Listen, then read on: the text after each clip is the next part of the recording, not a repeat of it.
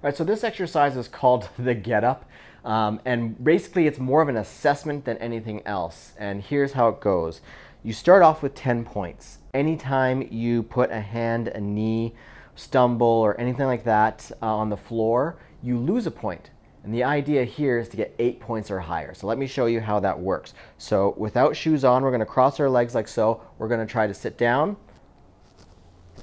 And that would still be 10 points. And then if we stood up without touching, using our knee or anything, that's 10 points. Now, if I was to come down and put a hand down, that's 9 points. And if I use that hand again to get back up, that is 8 points. Still very good. We're kind of looking for the 8 to 10 range, is kind of like your green light range.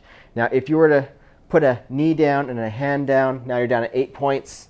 And then if you do that again, you'd be at 6 points. Not the end of the world. You're kind of in that yellow light. The idea is to try to work towards being strong enough to get yourself up with the fewest points of contact.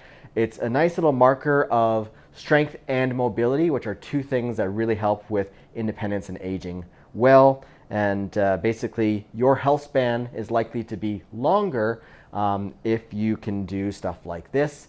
And of course, if you've got injuries and whatnot, don't even attempt this. If you feel very not confident, you feel like you're going to fall or something like that, this is something that, it's okay to kind of take it at your pace. Go down with whatever you need to.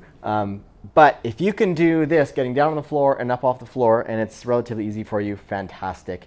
If you find that this is a challenge, a little bit of a warning sign there that we've probably got to work on some strength and mobility. All right, so we're going to do some push-ups. Very good exercise to basically have the upper body strength to push yourself up and out of danger.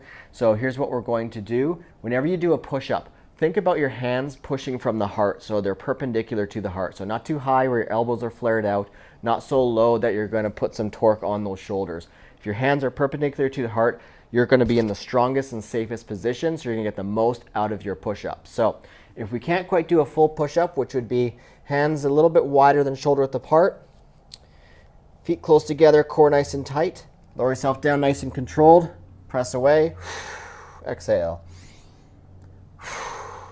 And you can go to your knees. You can practice from your knees if you're not strong enough for a full push-up. Same deal. I like to cross my ankles over top here. Kind of feels like it keeps everything in line. And again, I'm still pushing from the heart. And of course, with push-ups, you can also use a countertop, a wall to do push-ups at your strength level, but always trying to work to get to the floor and being able to push yourself up and away, because heaven forbid you fall down and you don't have the strength to do that. All right, we're going to do something called the step-through lunge. If you have any balance issues or you're nervous about this for the first time, go ahead, use a dowel just for a little bit of balance. And once you feel confident with this exercise, you can get rid of that dowel.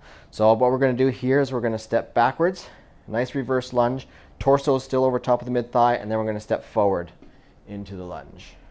Okay, stepping backwards and stepping right through into the front. And again, if you don't need that dowel, you can put it away. Okay, and if you're finding this really easy, go ahead, put some dumbbells in your hands, make it a little bit more challenging. Go to the level of your ability, stepping through and forward.